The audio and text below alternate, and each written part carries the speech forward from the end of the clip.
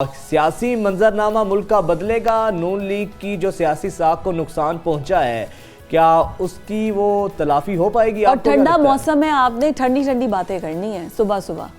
देखिए, बात ये है कि ठंडी बात करनी चाहिए आदमी को। जिस तरह कल जस्टिस काजी फैज ईसा ने बहुत ठंडे ठंडे अंदाज में बहुत बड़ी बड़ी बातें कर दी, बड़ी गरम गरम बातें कर दी। पूरी अदलिया का पोस्टमार्टम कर दिया उन्होंने, अगर आपको अंदाजा हो तो। ठंडी बातें गरम बातें ठंडे अंदाज में कर दी, क्या कमाल होता है। शायरी भी इस तरह की होती है। अब मैं ये अर्ज कर रहा था कि आपने कई बहुत आला सवाल किए हैं और इनके जवाब मुझे तलाश करने में ज़रा सी मुश्किल होगी।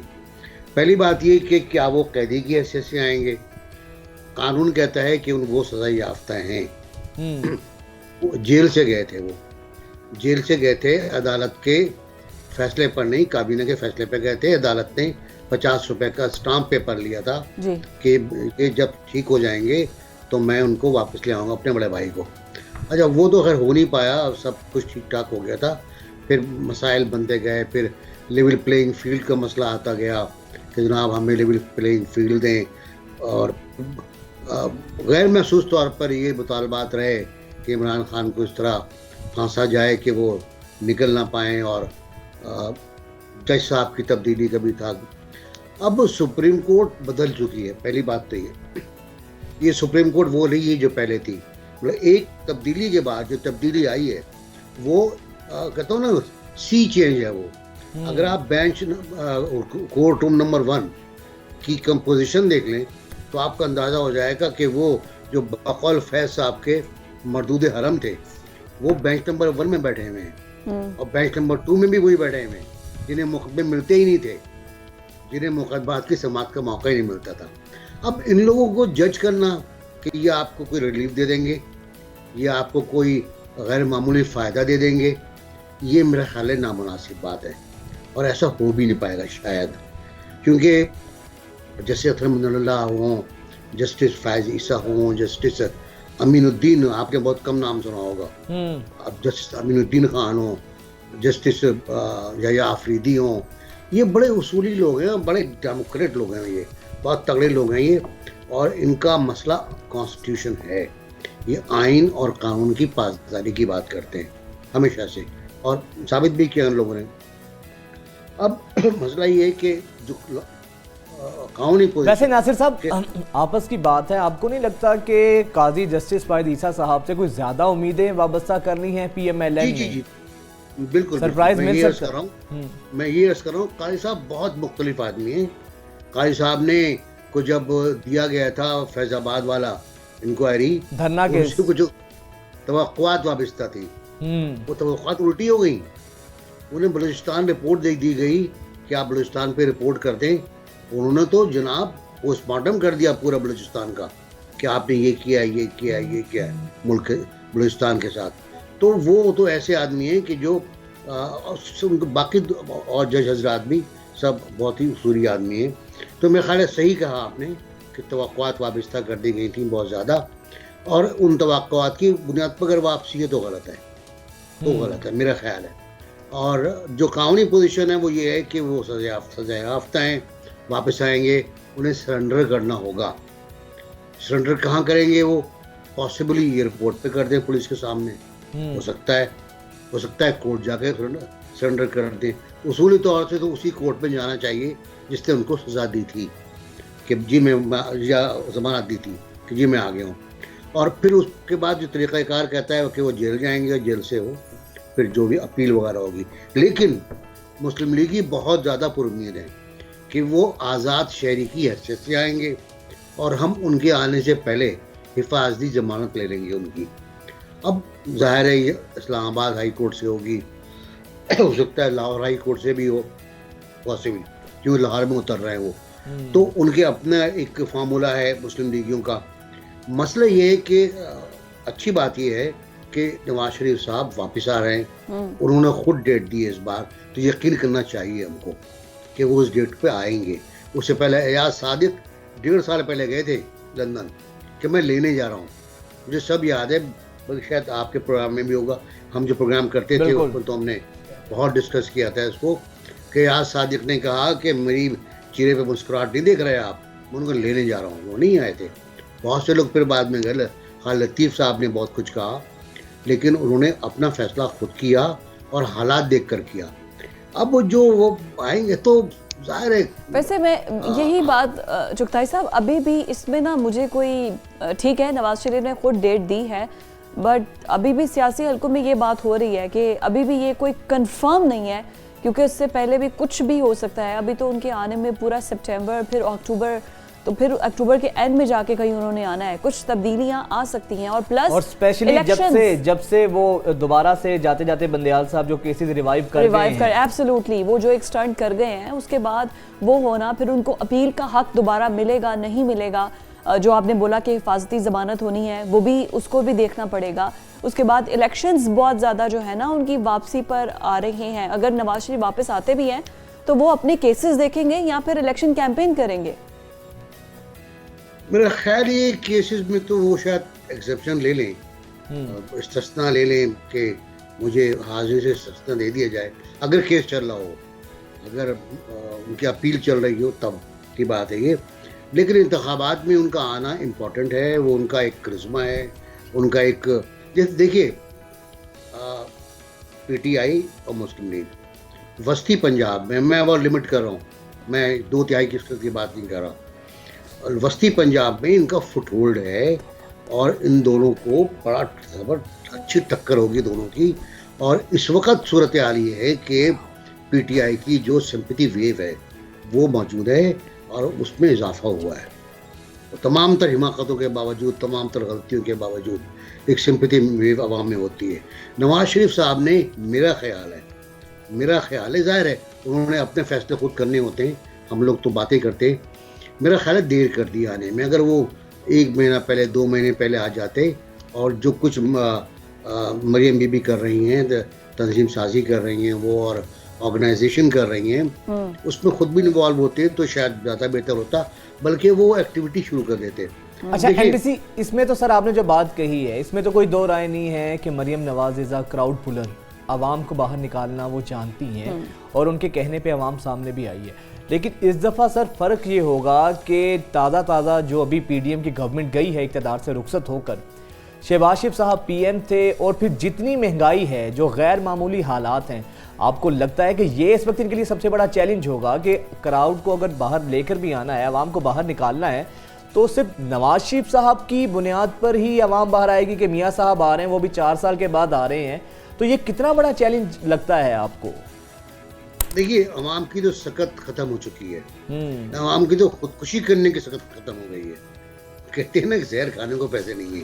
सही बात। तो अब अवाम का मसला ये, बाहर किस दाने पर आएंगे वो, तो बाहर वो आजकल जो बात सामने आ रही है, जो बयान ही आ रहा है कि नवाज शरीफ के दौर में आटा 35 रुपए का था, नवाज शरीफ के दौर में पेट्रोल 65 रुपए का था, नवाज शरीफ के दौर में डॉलर 104 रुपए का था, नवाज शरीफ के दौर में स्टॉक एक्सचेंज 50,000 रुपये था। ये बातें सामने आ रही हैं, तो यही शायद बयानियाँ वो लेकर जाएंगे और इसको बेचने की कोशिश करेंगे। लेकिन पास्ट टेंस की जब बात करते हैं आप, तो आपको प्रेजेंट टेंस भी देखना होता है कि PDM की हुकूमत ने, जिसमें सब, मेरा तो ख्याल ये है कि तमाम पार्टियाँ जिम्मेदार हैं इस महंगाई की, मेरा अपना ख्याल ये है। लेकिन मेरे दोस्त जिनका ताल्लुक मुस्लिम लीग नून से भी है, उन्होंने बहुत पहले कहा था एक डिबेट में कि नहीं, इसकी सारी जिम्मेदारी मुस्लिम लीग नून पर होगी। शायद उनका ख्याल था कि महंगाई कम हो जाएगी, लेकिन महंगाई ने कम होने का नाम नहीं लिया। और अब जब भी इजाफा, अब ये हुकूमत जो इजाफा करती है, ये तो क्या करती है ना, पुरानी पॉलिसी पर अमल कर रहे हैं, तो मलबा जाके मुस्लिम लीग पर ही गिरता है। अच्छा, वैसे ये कितनी कमाल बात है कि 13 जमातें थी, लेकिन सारे का सारा मलबा जो है वो मुस्लिम लीग नून पर ही आता है। मुझे ये बताइए कि नवाज शरीफ की वापसी, सर ये सवाल ले लीजिए फिर इकट्ठा जवाब दे दीजिएगा। नवाज शरीफ की वापसी के हवाले से पहले तो ये बताइए कि जो पार्टी के इख्तलाफात हैं उनकी वापसी के बाद ये कैसे कम होंगे, और उससे भी बड़ा सवाल ये कि फिर पार्टी के जो टिकट हैं वो किस तरह से तकसीम होंगे, क्योंकि आगे अगर इन्होंने ये कहा जा रहा था कि जो इस्तेकाम पाकिस्तान पार्टी है उसके साथ जो शायद ये कुछ जेवी कर ले और उसके बाद उनमें कुछ सीट एडजस्टमेंट हो जाए, एब्सोल्युटली, तो वो किस तरह से होगा? ये तो पार्टी टिकट पे तो सबसे ज्यादा तकसीम नजर आएगी मुस्लिम लीग नून में। बिल्कुल दुरुस्त बात है। ये आपको शायद याद होगा कि ज़िमनी इंतखाबात हुए थे 10 सीटों पर, और उसमें इन्होंने पीटीआई छोड़कर आने वालों को टिकट दिए थे और हार गए थे। 6 सीटों पर हार गए थे ये। तो अब सूरत हाल जो बनेगी, जब राजा रियाज टाइप के लोग, मुझे बड़ा अफसोस, सॉरी राजा साहब से माजरत कर रहा हूँ मैं, जब लोटे जो हैं वो मुस्लिम लीग नून कबूल करेगी, तो मुस्लिम लीग नून का जो पुराना कारकुन है, जो इस दौरान साबित कदम रहा, जिसने पीटीआई के तमाम जुल्म को बर्दाश्त किया, बिल्कुल सहा, और तो वो क्या सोचेगा। अब देखिए ना, जब आप इन लोगों को वो टिकट देंगे, जहांगीर तरीन का, खैर वो राणा सनाउल्लाह का बयान आ गया था कि हम उनसे कोई ताब नहीं करेंगे, कोई अलायंस नहीं करेंगे, हर सीट पर हम टिकट देंगे। लेकिन कल मोहसिन राजा साहब का बयान है कि हम आज़ाद उम्मीदवारों को भी टिकट देंगे। तो अब ये जो अख्तलाफात है, अंदरून खाना में अख्तलाफात की दो शक्लें हैं। एक तो अंदरून खाना अख्तलाफात बहुत शदीद हैं, बहुत ज़्यादा हैं। मुझे बड़ा अच्छा लगा कल हमजा शरीफ और मरियम एक साथ थे। क्या वो एक साथ हैं? एक सवाल ये है, क्या वो एक साथ हैं? ये सवाल मैं छोड़ देता हूँ, बाकी जवाब आप लोग खुद देख तलाश कर लीजिएगा। दूसरा ये कि पीपल्स पार्टी और मुस्लिम लीग के दरमियान जो एक इख्तलाफ पैदा हो गया है, जो एक लड़ाई की शक्ल पैदा हो गई है, वो फजूल की है, उसकी ज़रूरत नहीं थी। देखिए, पीपल्स पार्टी का पंजाब में, मैं नहीं कहता कि वजूद नहीं है, मैं कहता हूँ कि उनको मेजॉरिटी नहीं है, उनके पास मेजॉरिटी वोट नहीं है कि वो सेंट्रल पंजाब में आके कुछ सीटें जीत सके। वो उनका बलूचिस्तान प्रोजेक्ट नाकाम हो गया है। मुस्लिम लीग नून का सिंध प्रोजेक्ट नाकाम हो गया है। उनका जो तलाल साहब आए थे, तलाल चौधरी साहब नारे लगाते थे कि सिंध हमारा है, वो फिर वापस चले गए। अब मरियम साहबा यहाँ आने वाली हैं, वो गालिबन नवाज शरीफ साहब के इस्तकबाल के प्रोग्राम के लिए अच्छा, आएंगी। चुगताई साहब, वैसे ये कितना बड़ा चैलेंज होगा पीएमएलएन के लिए, ये जो एडवेंचर करने जा रही है मुमकिना तौर पे कि नवाज शरीफ साहब का मीनारे पाकिस्तान भरकर उनको जो है ना वेलकम किया जाएगा, बड़ा ज़बरदस्त रिसेप्शन होगा। पीटीआई तो माजी में मीनारे पाकिस्तान भरती रही है, तो आपको लगता है कि मियाँ साहब जिन हालात में आ रहे हैं, इन हालात के अंदर मीनारे पाकिस्तान का फैसला करना, वहाँ पर मियाँ साहब का इस्तकबाल करना चैलेंजिंग होगा बहुत? देखिए, मीनारे पाकिस्तान का भरना क्या होता है कि मस्जिद तक लोग हों, ठीक है ना, शुमाल तक वोट हो, मशरिक तक वोट हो, मगरिब तक वो लोग हों, और फिर सर आपको ज़मीन नजर ना आए, ये मीनारे पाकिस्तान का भरना होता है। मुझे दो याद है, एक बेनज़ीर भुट्टो की जूलूस दौर में वापसी है, वो उसका कोई टक्कर अभी तक नहीं है उस इस्तकबाल की। वो दाता दरबार तक भर गए थे। नहीं, जब बेनज़ीर वापस आई थी तब दाता दरबार तक अभी बहुत डिफरेंस है। अगर जो लाहौर के महल्ले वकूफ़ से वाकिफ़ है, मीनारे पाकिस्तान का और दाता दरबार का अच्छा खासा डिफरेंस है। जब बेनज़ीर साहिबा आई थी तो तब वहाँ तक लोग मौजूद थे, इतने था। और फिर इमरान खान ने भी एक एग्जाम्पल सेट की थी।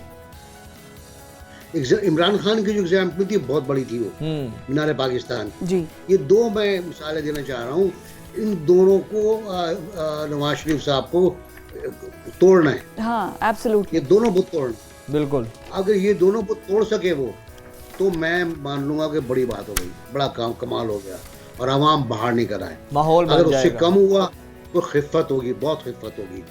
और मेरा ख्याल ये है कि मीनारे पाकिस्तान का इंतखाब भी इतना मुनासिब नहीं था। और मुझे वो साइंस भी पता है कि जो साइंस अब आजकल इस्तेमाल हो रही है कि ड्रोन से वो वीडियो बनती है, फुटेज बनती है, वो ज़्यादा क्राउड नजर आता है, हाँ। खुद बनाते हैं, और बीच में गैप होता है क्राउड के दरमियान, 3-3, 4-4 फीट की सफ़े होती हैं जिनमें गैप होता है। लेकिन सर, आजकल सोशल मीडिया का टाइम है, मुखालिफ पार्टी के लोग जो है ना चले जाते हैं वहाँ पे और वो जाके एक्सपोज करते हैं।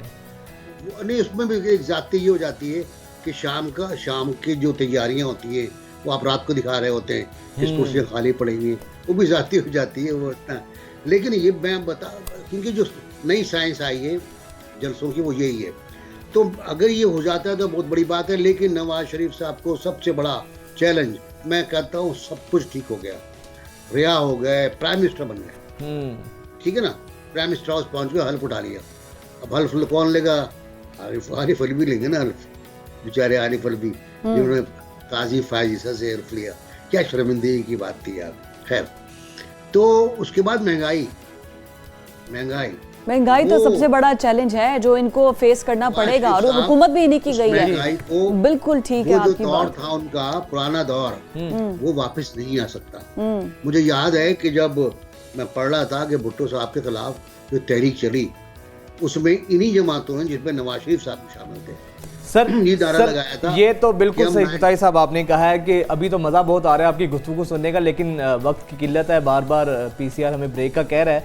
बहुत शुक्रिया सर आपका। और हकीकत बात तो यही है कि जितना चैलेंज है नवाज शरीफ साहब की इन हालात में वापसी और फिर इस्तकबाल जो होगा मियां साहब का, यही तय करेगा, यही हवा बनाएगा, यही मोमेंटम बनाएगा। अगर उस तरीके से कारकुनान बाहर नहीं निकलते हैं तो आइंदा आने वाले दिनों में बहुत मुश्किलात सियासी तौर पे हो सकती हैं।